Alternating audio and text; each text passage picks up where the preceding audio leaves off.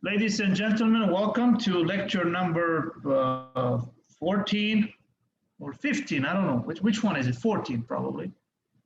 Well, today I will talk about. I would like to finish what we were. I mean, we were supposed to cover. Well, before I will start covering related rates, we talked about implicit differentiation. And also, I didn't get the chance to cover things about exponential or logarithmic differentiation. So I think we will go to we'll cover this. So I will continue today with last time's lecture. So let me do that. All right. So, like we were saying last time, this is, I would like to continue with the derivatives of exponential and logarithmic functions. And I think I explained this last time, but I'll go over it again. So you see, when the derivative of the exponential a to the x prime, so the derivative with respect to x of a to the power x, right? Is a to the x times ln of a, right? All right. And also, if we would like to take the derivative, right, of the logarithmic function in base b of x, right? If we take the derivative with respect to x, it will give us 1 over x times 1 over ln of b, or if you want to put it this way, we can write this as, well, 1 over x times ln of b. So that's what we did last time. And we actually proved this, and we said even in more general setting, if we have, instead of x, we have a function u of x, then the derivative will stay the same. It will be a to the power u times ln of a times the derivative of u with respect to x, right? du u prime of x, if you want. And also the same thing will happen with the derivative of the logarithm and base b of x. Okay. All right. So we proved this last time. I would like you to look again at this these two formulas, right? Well, these 4 formulas if you want, but in fact there are only 2 of them because the other one follows immediately. And in fact, last time, if I remember, we actually proved them, right? So this is what we did last time. We proved this. So we said that we proved these rules, right, using the chain rule. Anyway, I'm not going to go into it. If you want to look at it, you can go to the previous video. But I just wanted to remind you this. Okay. So just one comment I would like to make is that a to the x can be written in this way, this exponential way. So it's e to the x times e to the power x ln of a. And now, once we take the derivative of this, you apply the chain rule. If you want to find out the derivative of e to the power u of x, and this function u of x is x ln of a. So you take the derivative of that. Anyway, all of the details are written in this slide. Okay, now let's see some examples. I would like you to look at these 2 examples. And I would like you to tell me what is the difference between these 2. Why the derivatives of these 2 functions are like this.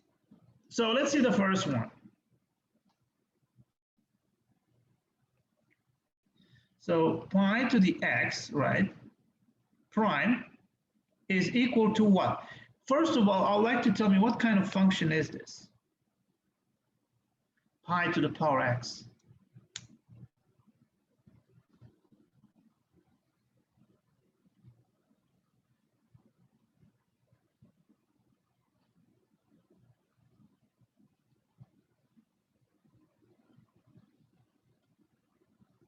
Tell me.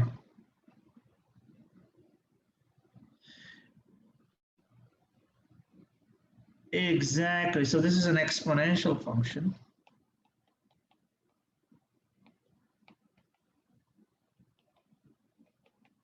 And what about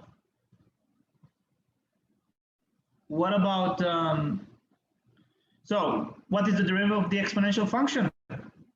Right? Remember that a to the x prime is a to the x times ln of a.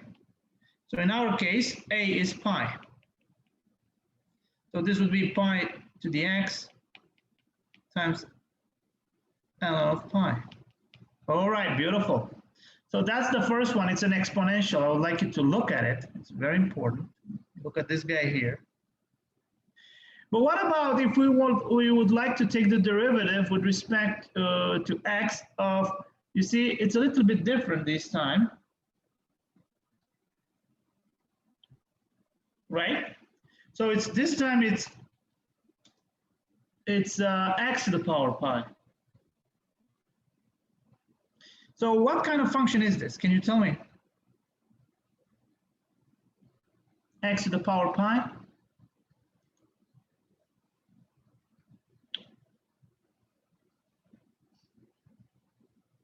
Is it exponential this time?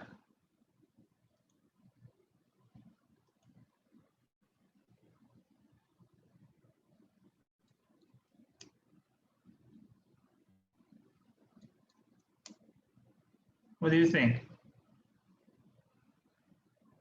So x to the power pi, what kind of function is it? It's a power function. So this time, x to the power pi, everything prime, is what? Is pi times x to the, well, let me write it with a different color.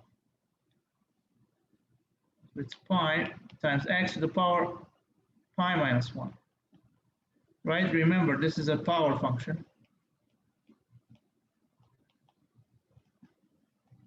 So this means that x to the power a prime is a times x to the power a minus 1. So in our case, a is pi, the same thing. So I would like you to distinguish between these two. I'd like you to look at them very closely.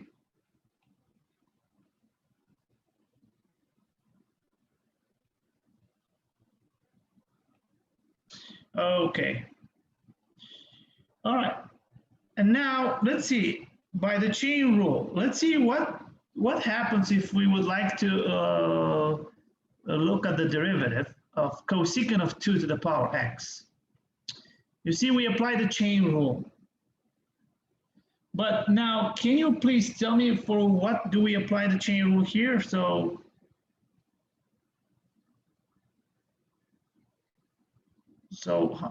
what are the functions? So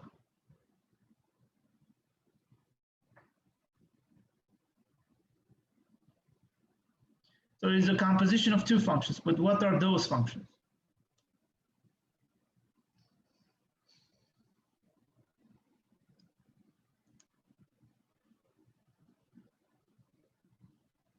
Come on, tell me. You have an exam, not me.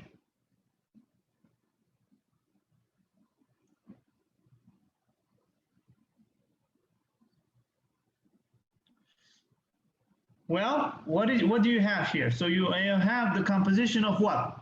Of cosecant, right? F of x, let's say it's cosecant of x.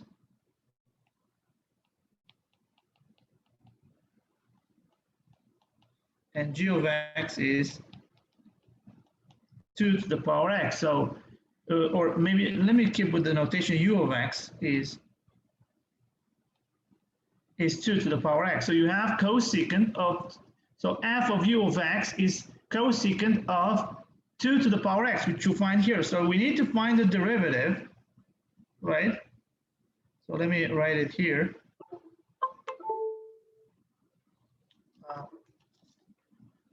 So we need to find the derivative, right, of f of u of x prime,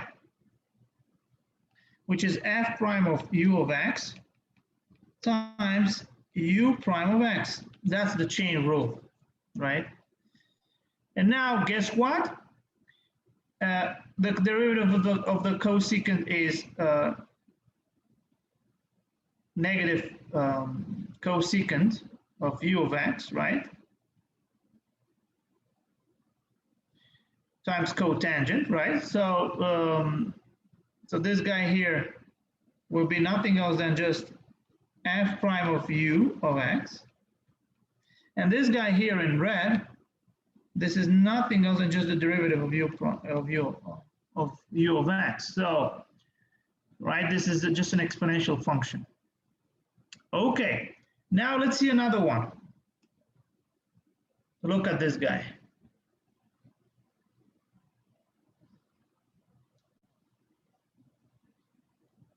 What is the derivative with respect to x of this guy here?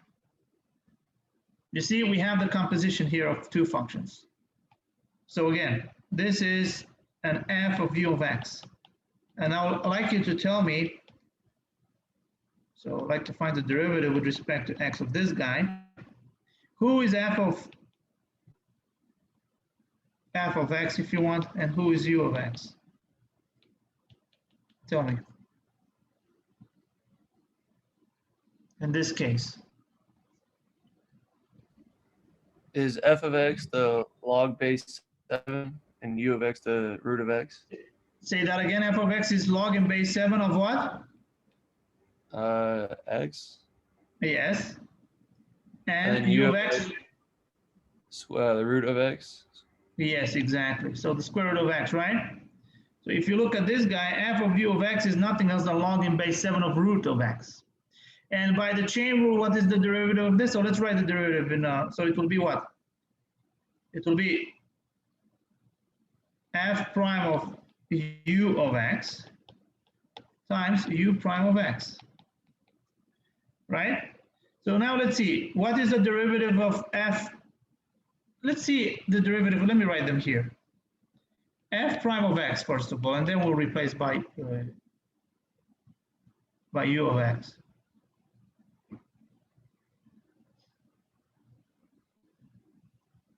So what is f prime of x? If the derivative is what? Is 1 over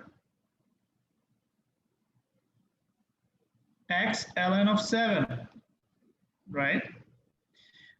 And u prime of x is 1 over 2 root x, right? You see this guy here, look at it, it's just this guy here.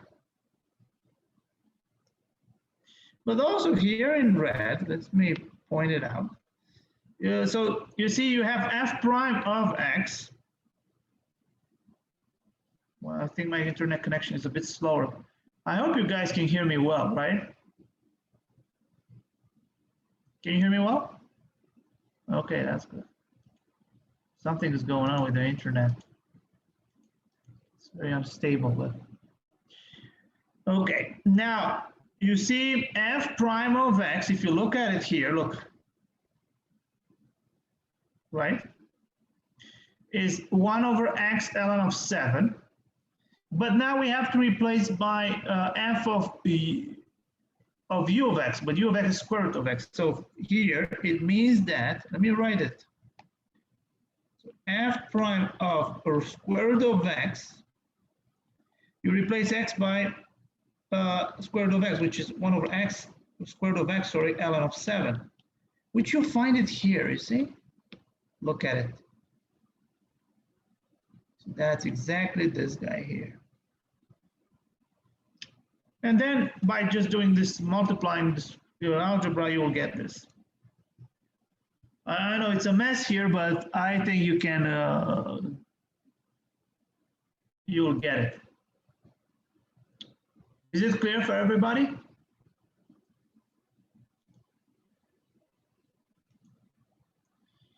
Okay. Just like I said, don't be shy. Stop me at any time when you do have a question. All right. Now, enough with this. Let's talk about logarithmic differentiation, because here the situation will get a little bit tricky. And actually, my internet connection is quite slow, but anyway. So let's see, what is logarithmic differentiation all about? So the logarithmic differentiation is a procedure in which logarithms are used to trade the task of differentiating products and quotients, right, for that of differentiating sum and differences. Let's see, what do we mean by that exactly? Like I said, it's a bit tricky here. So how to find the, how to differentiate logarithmically. You will see exactly what do I mean by that, because here in this case, we will, when we have, for example, if you have a function power another function, we would like to find the derivative of that. So that's what we would like to find. So let's see an example here. Look at this. And in fact, I would like you to look at it and tell me what you think, except for the fact that it kind of looks ugly. How would you approach to find the derivative of such a monster? Clearly, this is unpleasant, so.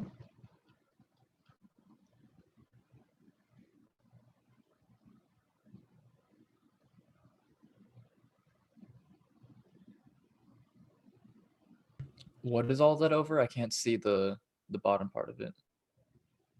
It's 3x plus 2, everything to the power of 5. Let me write it again. So this is u of x. So how would you approach such a problem?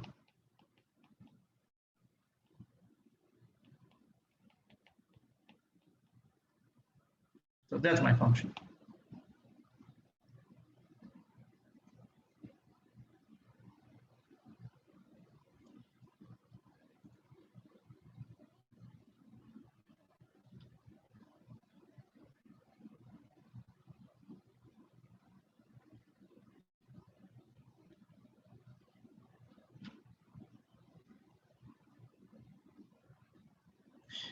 You see, what do you have on the top?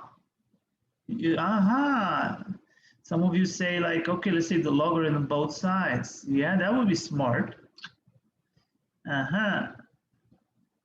Or, okay, let's say you don't want to take the log on both sides. Let's suppose you want to, can you compute the derivative without taking the log there?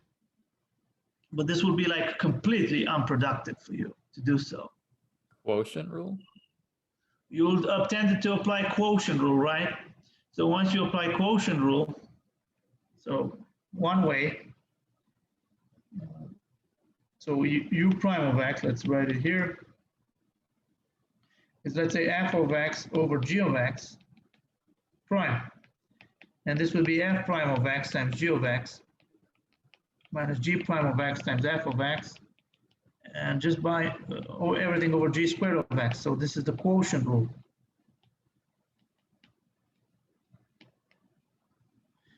And here f of x is, my goodness, x to the power 3/4 over times, sorry, the square root of x squared plus 1. And God helps you here. And this guy is 3x plus 2 to the power 5th. And here, to find the derivative of this, f prime of x, you have to use product rule. So it's very unproductive. You can do it, but it's like a lot of computation. It will take you a lot of time. So maybe there is another way. So this is what happens when you have something like this. Maybe we'll take the logarithm of both sides, right? Like I said, you can do it this way. You can use brute force, what I would say, apply the quotient rule, then apply the product rule for the top, and then you take all that mess together and you combine it, and then you'll find the derivative. But anyway, I don't want to spend time with that. So we take the log on both sides, and let's see what do we get. So when we take the log on both sides, usually we take the natural log. So you'll get ln of y equals ln of, and you see you have that mess over there, x to the power 3/4 times square root of x squared plus 1, everything over 3x plus 2 to the power 5th. And this guy here, you see, by applying the basic properties of the log, let me put it this way. So it's ln of x to the power 3/4 times the square root of x squared plus 1 minus ln of 3x plus 2 to the power 5th. Right? So simplify using the properties of log, so let's do so. But this guy here, let's see, you see we have a product here, so this guy here, we can simplify it even more, so it's ln of x to the power 3/4 times ln of, plus ln of x to the square root of x squared plus 1. Right? And now you'll find this guy here, look. You see everything here is right here.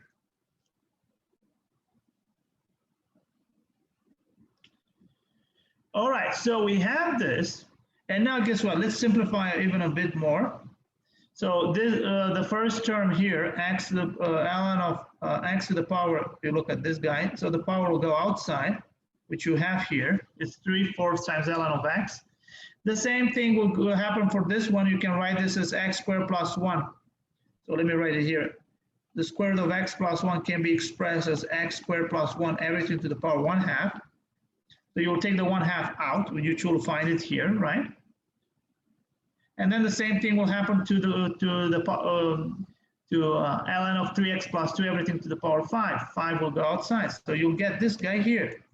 So you have exactly this.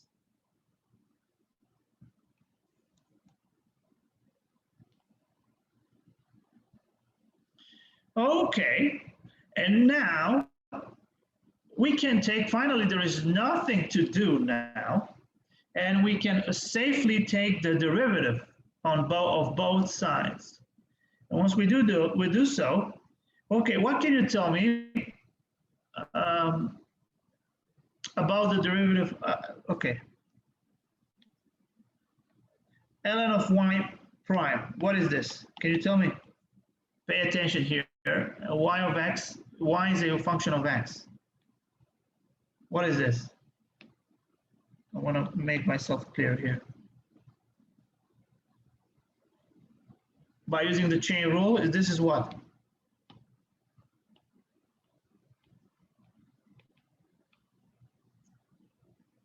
What is the derivative of ln of u of x? Is what? Y of x is 1 over y of x times y prime of x, right? So that's what we're getting by the chain rule. Okay, let's do so. And then we're going to take the derivative on the right-hand side. We will take the derivative of each term, right? Because we will apply the sum rule. And this is what we're getting. So by using the implicit differentiation, you see, this guy here, what I just wrote, can be written as 1 over y times y prime of x is dy over dx.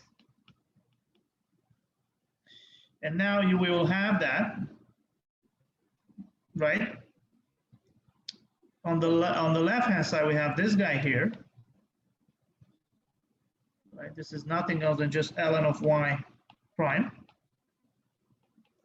And on the right-hand side, this guy here, so the derivative will be given by this here. And let me just break each part of this. So now, you see the derivative of ln of x is 1 over x, so you have a constant there, which is great. The derivative of, okay, let me write this separately here. So ln of x squared plus 1, everything prime. Again, we apply the chain rule. So ln of u of x is 1 over u of x times u prime of x. So it will be 1 over x squared plus 1 times x squared plus 1 prime. And this guy will give me 1 over x squared plus 1 times x squared plus 1 prime is 2x, which you will find it right here. Look at it. Right? And you also have the constant 1/2.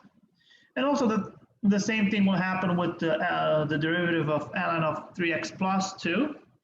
which will be equal to again, 1 over 3x plus 2 times 3x plus 2 prime, which is 3, which you will find it exactly here. All right, so this guy is nothing else than just ln of 3x plus 2, everything prime. And now, once we have this, we will need to solve for dy over dx. Okay, let's solve it. So basically, we're going to multiply by y, and we will end up with this guy right here.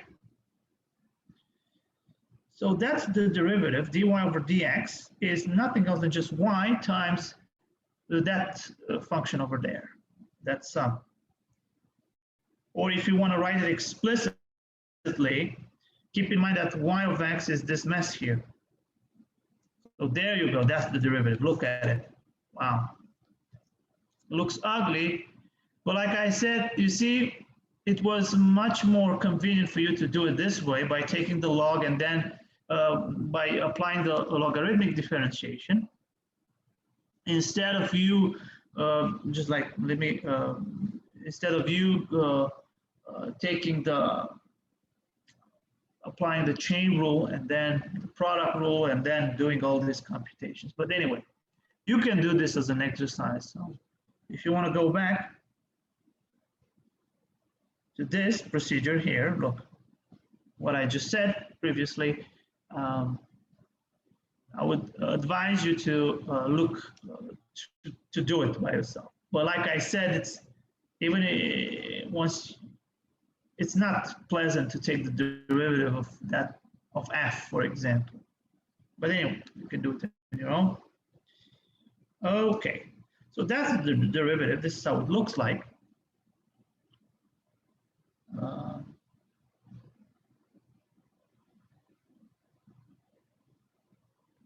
All right, now let's see another function, and I would like you to think of it. So in this case, we would like to find the derivative. Pay attention here, or let me translate this. So if f of x is, I usually gave this problem in a gateway exam, I think in fall 2019, if I remember correctly. So we need to find f prime of x. Okay, think about it.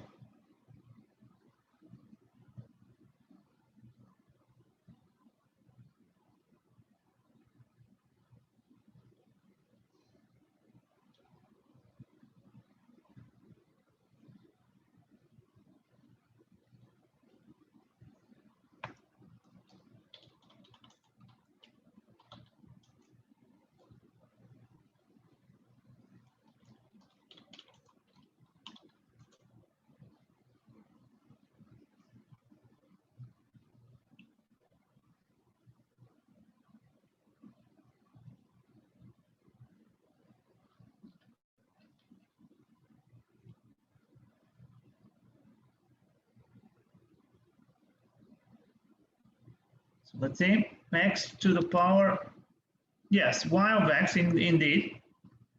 You can say that y is x to the power square root of x. Yes, exactly. So we can take the log on both sides. So let's do that.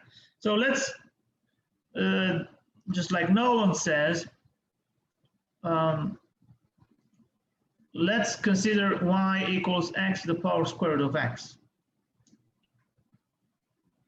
Okay, now we're going to take log on both sides. So we will get that once we take the logarithm, we will get that ln of y is ln of x to the power square root of x. But this guy here, if you look, this is nothing else. So this is the square root will come, the square root of x will come outside the in front of the logarithm. So we'll get square root of x times ln of x.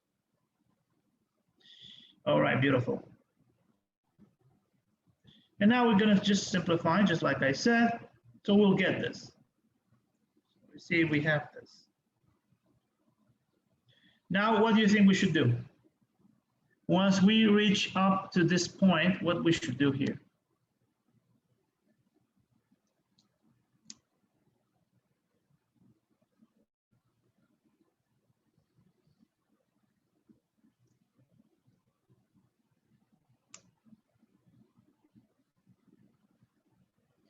Exactly. So we're going to take the, yeah, we will apply the implicit differentiation, correct? So once we do this, we will get the following. So we're going to take the derivative on of both sides with respect to x. So on the left-hand side, we will have that the derivative of ln of u, sorry, ln of y with respect to x. And on the right-hand side, we will take the derivative of square root of x times ln of x. Okay. Now, can you tell me what do we have on the left-hand side? So what is the derivative of ln of u? ln of y, sorry. 1 over y. Say that again. 1 over y. 1 over what? I didn't hear you. Y. 1 over y, but aren't you forgetting something? Y is a function of x. If it was ln of x prime, yes, indeed, it would have been 1 over x, but this is ln of y of x. So we're missing what? So it's 1 over y times what? dy over dx. Exactly, times the derivative. So, and also, oh, sorry about that. What? Okay, so the derivative, let's write it here.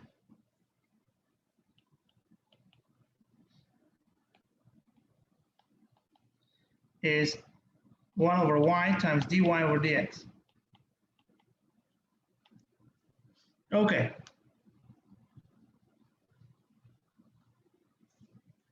What about,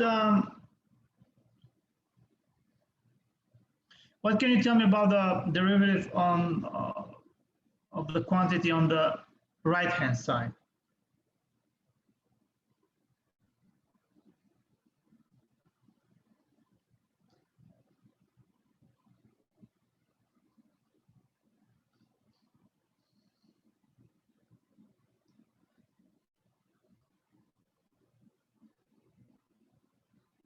So what is the quantity on the right-hand side? So what do we have there? We have the product, right? So on the here, the derivative of this guy, here we will apply the product rule.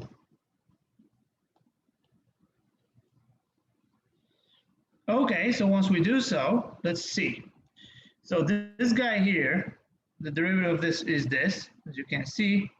And now we apply the product rule. So this guy will be square root of x times the derivative of ln of x, which is 1 over x, right? Plus the derivative of square root of x, which is 1/2 times x to the power negative 1/2 times ln of x. Anyway, so the derivative product rule here, you'll find it right here. Okay, now we're going to solve this for dy over dx.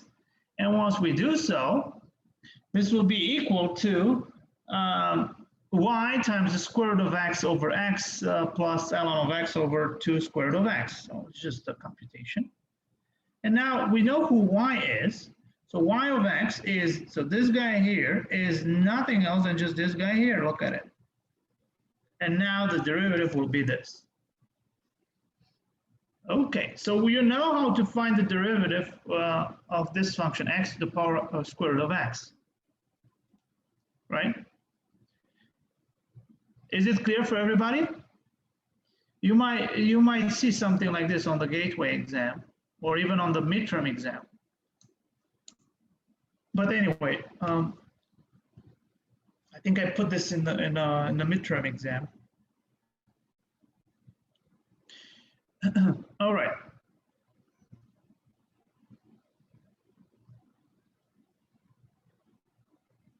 Any questions? Wait, I don't want to jump into another example. I want to see if there are any questions regarding this one.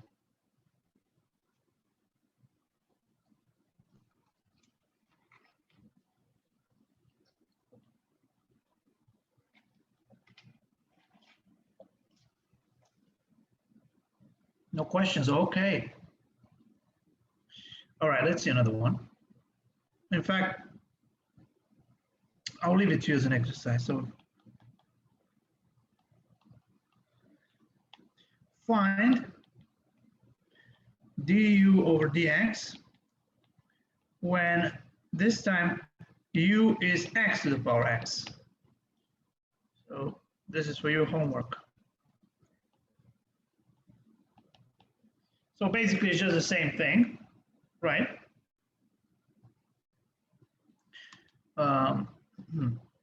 Right, so you're gonna take the log ln of y equals ln of x to the power x, which this is x ln of x. And now by taking the derivative, so implicit differentiation,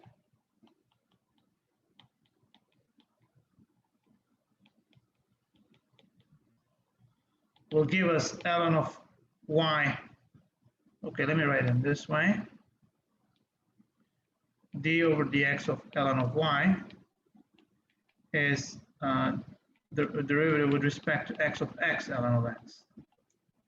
Anyway, and I'll leave this to you, etc., to continue. Right? Okay. So I think that was it with this. Let me now start with something new. And I would like to continue with related rates. And I would like you to pay attention here because this will be something very, I won't say complicated, but it will be more applied. And we would like to see how we apply these implicit differentiation techniques and so on in real life situations. And let me give you one such instance. Okay, look at this guy here. I would like you to read this statement. You'll have some problems like this on the midterm exam. I could tell you that. So it says the following: Gonzo is at the top of a 10 feet ladder resting against a vertical wall. So you can have an image right now. Clueless, Morgan pulls the bottom away from the wall at 1/2 feet per second. So pay attention here. And the question is, how fast is Gonzo falling when the bottom is 6 feet from the wall? So we need to translate this. We need to analyze this, the statement of this together. All right, so we need we have the wall, right? So let's just draw a picture. So I'd like to draw a picture so that, okay, I'll draw it here. So you see, this is the wall.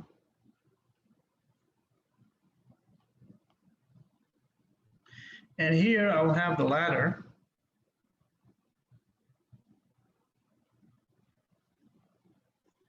This is the ladder.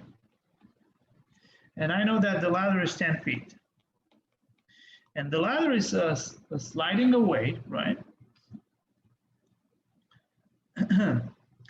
And at 1/2 feet per second. So we need to, so in this case, let me just, so let's say that the distance from here is x and the distance, the wall here is y. So in other words, as you can see here, we have what we call a right angle triangle. Anyway, this is just an innocent picture. I'll draw it in more detail. So in other words, what is our goal? Our goal is the following. So we need to find, because you see how fast is Gonzo falling when the bottom is 6 feet from the wall. This is important. So we need to find the derivative.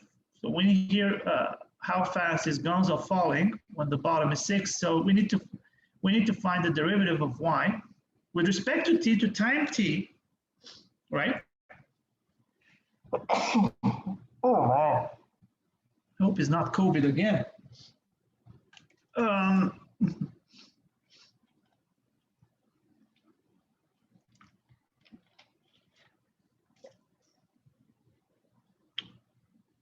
So we need to find, you see, we have two functions here, x and y.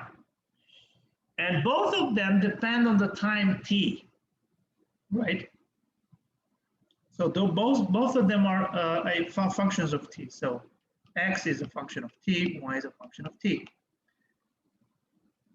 Time t. Okay. So the translation of our problem is the following. So the goal is to find the derivative of y with respect to t when the derivative of x with respect to t is, you see, this is, so that's the information which gives me that, okay, so this is dx over dt is 1/2 feet per second. Ouch, sorry about that. Anyway, second. Okay. But also, this is when x is 6 feet, right? You see, when the bottom is 6 feet, you see it here.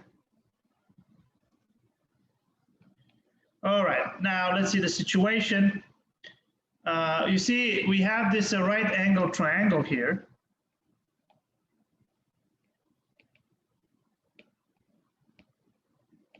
So our good old friend Pythagoras will save the day. Remember, let me remember Pythagoras theorem. This is a must for you. And I think we've discussed this, but I would like to remind you. It says the following. If I have a triangle, look at this one here. And here is the, say this is A, this is B, this is C, right? Then B squared plus C squared is A squared. So that's Pythagoras. Always know this, right? Maybe the color is not, I hope you can see, but. All right, so now let's see, you see, x squared plus y squared in our case will be 10. So let me just draw the picture. In fact, let me just say it. You see, we have this. Just like I said, both x and y are functions of time t, which is in seconds. So we know from Pythagoras that this guy here, so Pythagoras, we know that x squared plus y squared is 10 squared.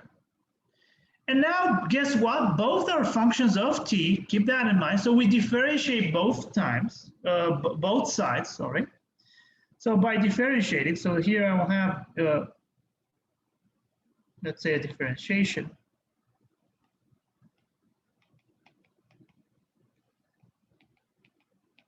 So taking the derivative of both sides, we'll have this, right?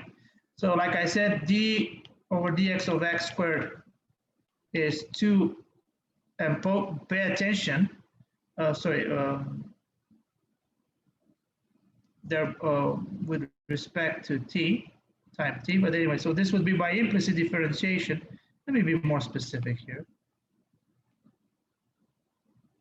Implicit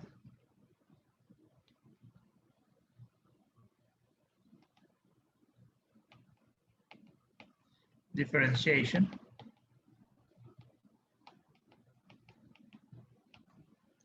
Okay, so this is quite that.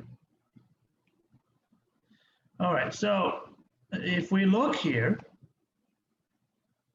so we will have that this is 2x times x prime of t, which in our case, this guy is dx over dt, right? Which you will see it here.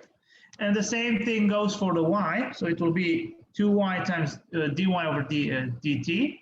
And now we would like to write dy over dt in terms of dx over dt. So by just doing basic algebra, we will end up with this relation right here. I want you to look at it. So it's just basic algebra here. So dy over dt is nothing else than just negative x over y times dx over dt. So now we just have to plug it in, everything, right? So once we plug it in, we know who dx over dt is, right? It's 1/2. We know who x is 6. Well, also we can find y because we know that this guy is 10. So from Pythagoras, y is nothing else than just the square root of 10 squared minus 6 squared, which is 100 minus 64, which is 100 minus 36, which is the square root of 64, which is 8 feet. So once by just replacing all this, we'll end up with this guy here. So it's just negative 3 over 8 feet per second. So this is how fast. So it goes. This is how fast is gonzo falling when the bottom is 6 feet wall. All right, what's the philosophy of this? Okay, do you have any questions so far regarding this problem? Because before I even I'd like to give you some kind of a philosophy on how to think of these kind of problems.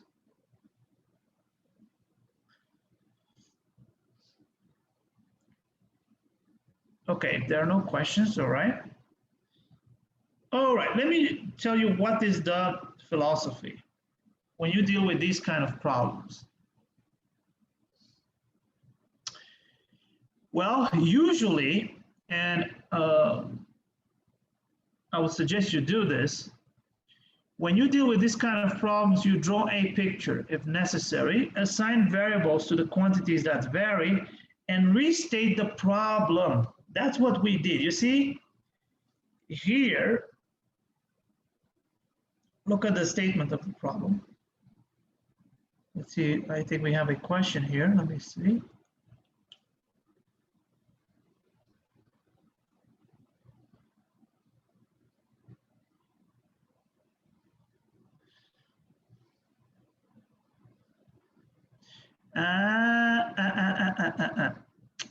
That is the trick. Okay, very good question, Muhammad.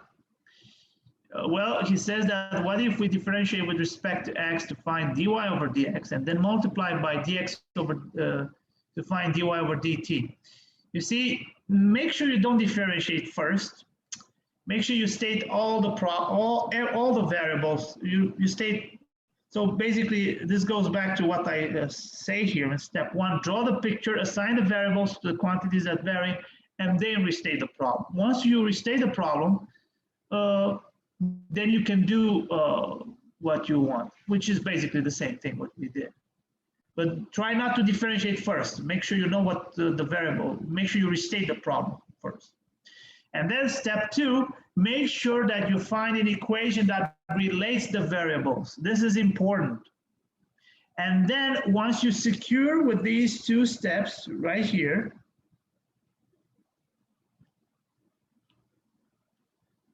then you can go with step 3. We implicitly differentiate the equation, right? So make sure once you have these 2, then you can go with the step 3. I hope this makes sense. And then, like I said, you can implicitly differentiate this. And step 4, once you differentiate it and there is nothing else you can do, right? Once you apply the implicit differentiation, then in step 4, you can substitute a specific numerical value and solve what you have to do. You see, I think you can get here and look at, so step 3 here, look, this goes back here, and in step 4, this goes back here. Okay.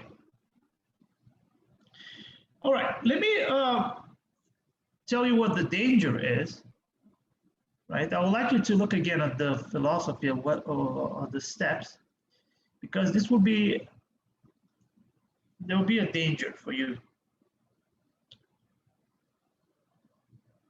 And let me tell you right from the beginning what will be the warning.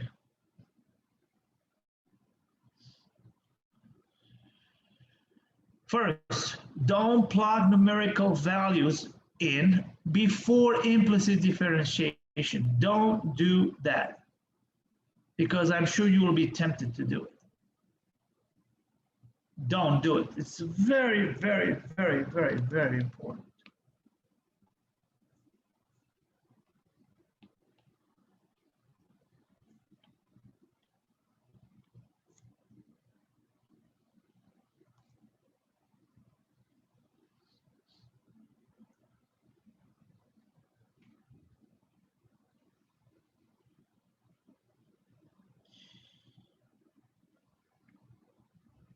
Also, another thing that I would like to stress out is include units in answer.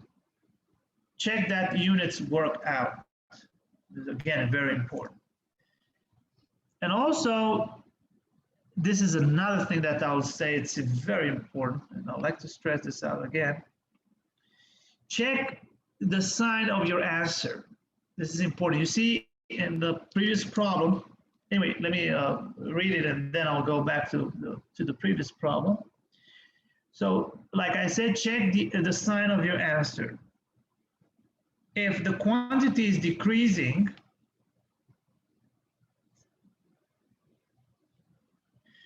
the derivative should be negative.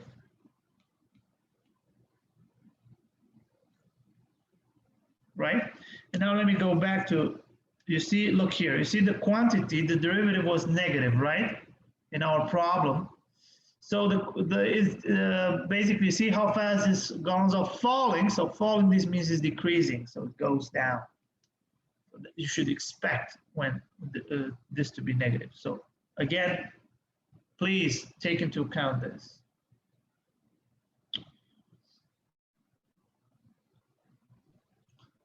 Also, you see, this was I would say, an easy situation when we had a ladder from the wall and it was sliding, but now we can have some more difficult situations.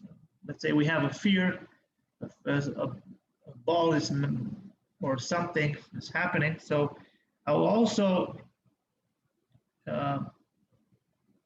advise you to know the following formulas. And also when we deal with the spheres or with cylinders or with rectangular boxes. So regarding these, we have the following formulas. Probably, I think you have learned this sometime in your high school or in pre-calc, but most likely in your high school, or you're supposed to know them.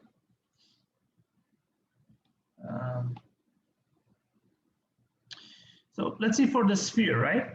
So for the sphere, the volume is 4/3 pi r and of a, okay, for a sphere of radius r, the volume is 4/3 pi r cubed. I think you have proven this in Calc 3 when you compute the triple integral, and it will give you this of the function 1 over d v, right? And you have to set it up the bounds of the integral, it will give you this. And also, the area of the sphere is 4 pi r squared, right? So it's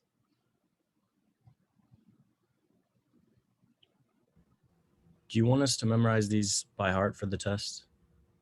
I'm not necessarily. I would expect you to know how to apply them. So I wouldn't mind if you have a cheat sheet with these kind of formulas. So you don't need to memorize them. So with Proctorio, we just show that paper beforehand, and then you can see that it's there. Yes, exactly. I would like to have a paper with formulas, and that will be okay. We can put whatever formulas on these, or these specifically? I would, for example, you can put these specific formulas, or you can put some trigonometric identities or formulas that you find on a course. So I would like you to go over the notes and see where you have some formulas there, and you can look them up. So anyway, maybe I should send you in advance what kind of formulas are you allowed to use. Okay, so these are the formulas. And now let me give an example, and I'd like to give an example with a sphere, more or less. Look at it. So we have the following problem. And I'd like you to look at this, and maybe you'll tell me how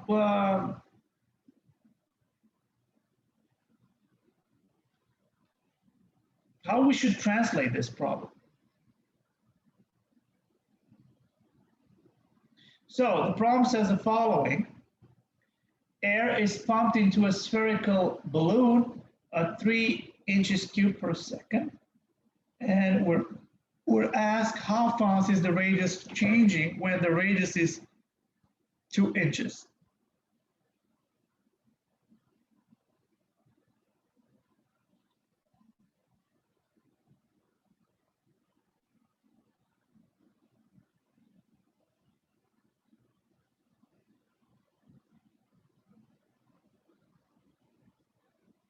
So let's say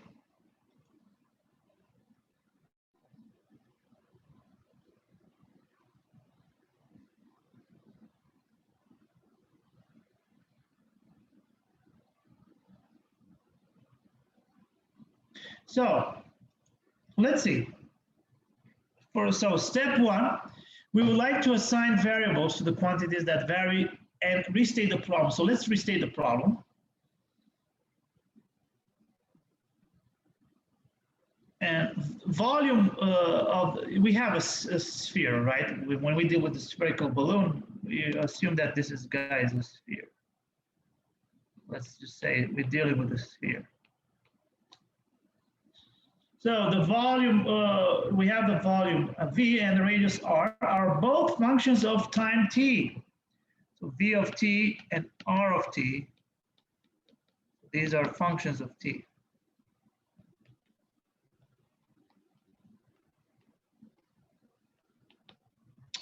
Beautiful. And now let's see. So air is pumped into a balloon. So basically the balloon, the volume changes. So when you hear the word the volume changes, this means that we should take the derivative of the volume with respect to t. So this means that this information here, air is pumped into a balloon at 3 inches cubed per second. This means that this is nothing other than just dv over dt is 3.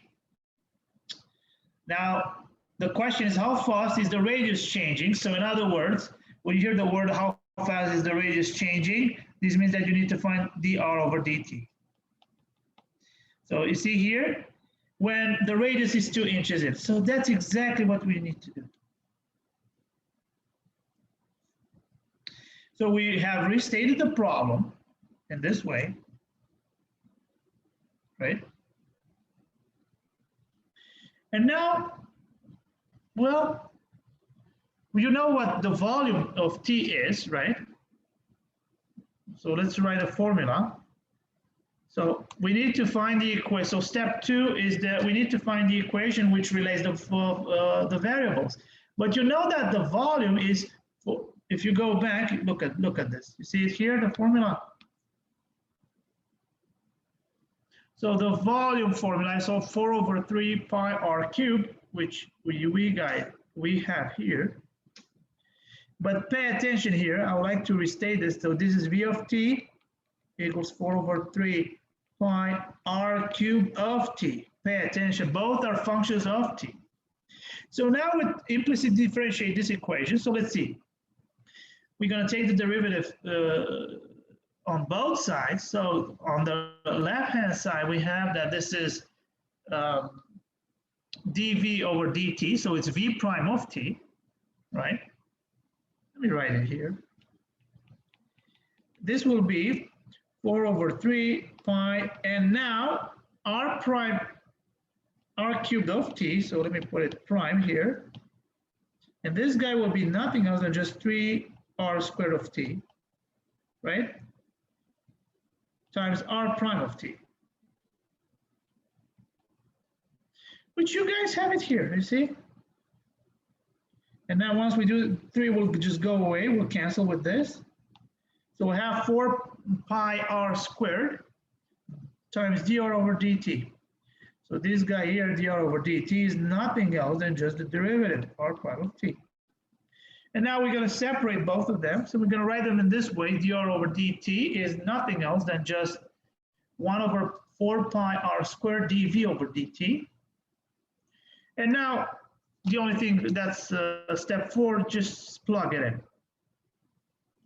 And once we plug it in, there you go. So we know who r is, so it's 2. We know who dv is, so now we can find dr over dt. So by just basic algebra, this will give us 3 over 4 pi, basically 3 over 16 pi inches per second. So that's the final answer. Is it clear for everybody?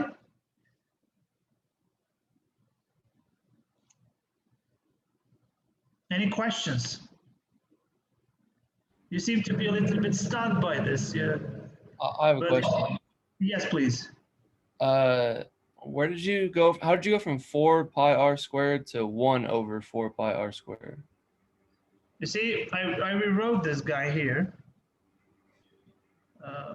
I reversed it, right? You look, so this guy here, so dr over dt is what?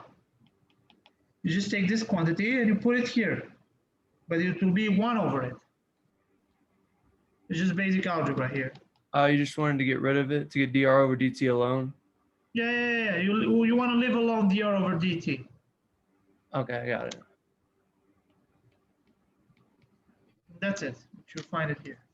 So you isolate this guy here. Great. Let's see other questions. Actually, I like it when you ask questions. It makes me feel better about the lecture for some reason.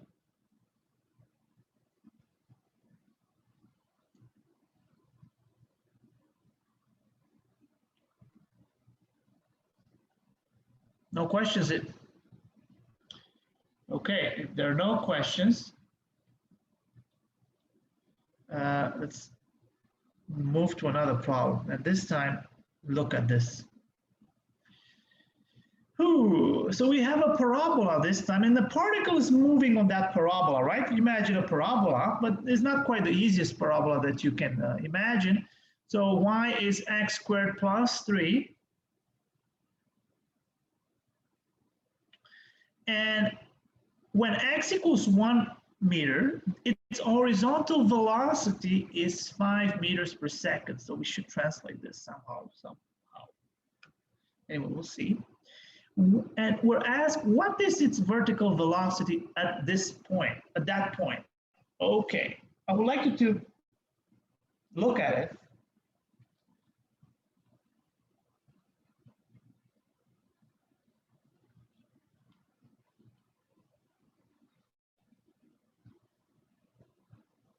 So you see here, I would like to ask you one thing. You see you have this parabola, y equals x squared plus 3. What can you tell me about x and y? What are x and y?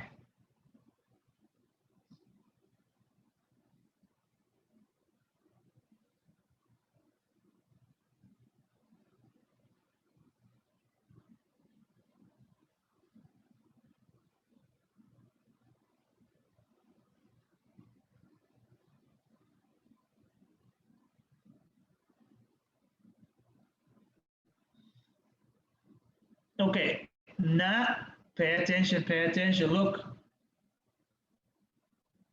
Please don't be confused. So y is, both of them are functions of t, right? So y of t will be x squared plus x squared of t plus 3. So first, we need to assign variables to the quantity that vary and restate the problem. So the first thing that you need to know, because you see they're moving, some things are moving, x and y are both functions of t.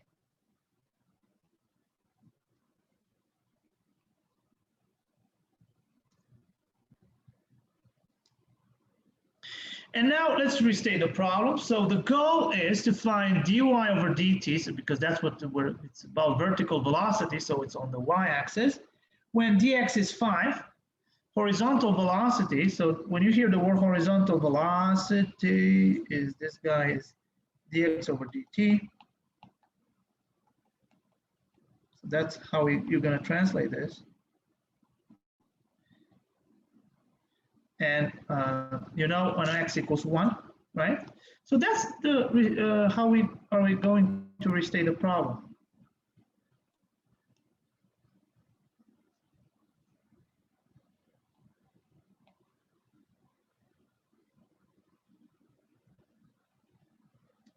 All right. So now we find the equation. Well, the equation was already given. Look at this here. And now guess what? We're going to implicitly differentiate both sides. So let's do it.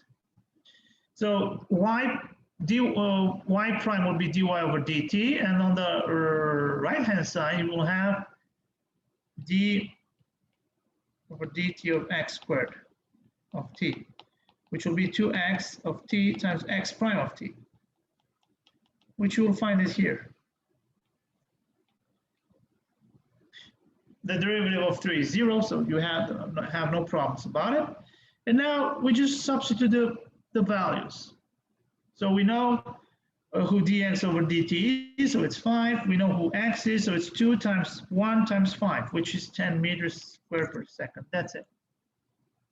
This is what is the vertical velocity at that point, at x equals 1, right? Okay, and now in the remaining time, I'm going to go just a little bit over time. There's another problem that I'd like you to look at. This is a very important problem, and probably after this I'll stop.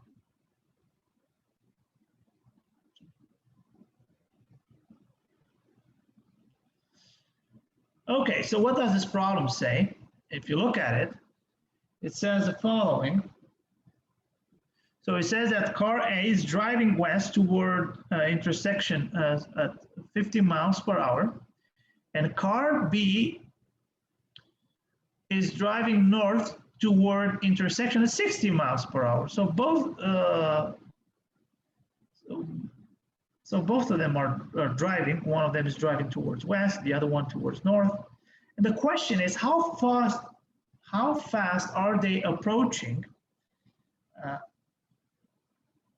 each other when car A is 0.3 miles and the car B is 0.4 miles from the intersection. So you see, when you see how fast they're approaching, so something is changing. So maybe you'll take the derivative into account there. So first, like I said, each time you will need to draw a picture, we will assign the variables to the quantities that vary and restate the problems. So let's do that. In our case, we have x, y, and z, both functions of time t. All right, but you see, we will have a little bit of a situation here. So the goal is to find, if we're asking how fast they're approaching, basically, if the goal is to find this function, the derivative of respect to t with the time t of this function z, when we know that, and I'd like you to pay attention here because dx over dt will be negative 50 miles per hour, right?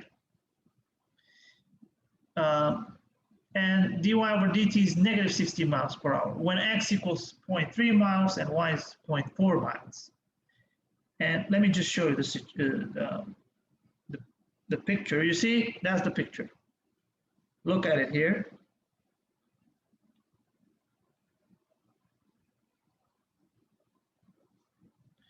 That's the picture. Okay. You see, car A and car B, they're driving, right? So the distance is like, these are given by y and x. And now we can relate this by, again, Pythagoras.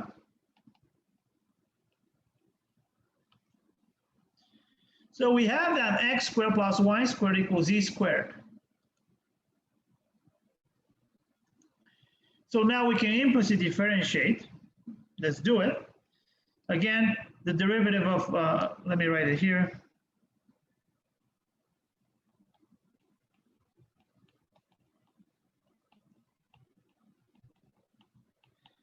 Which you will see it for each variable, you see it here.